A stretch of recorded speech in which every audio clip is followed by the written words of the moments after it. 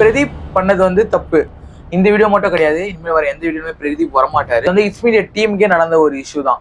உங்களுக்கு பொறுத்த வரைக்கும் அவன் பிரதீப்ன்ற ஒரு கேரக்டர் ஆன் ஸ்கிரீன்ல வந்து ஒரு ஹீரோவா இருக்கலாம்.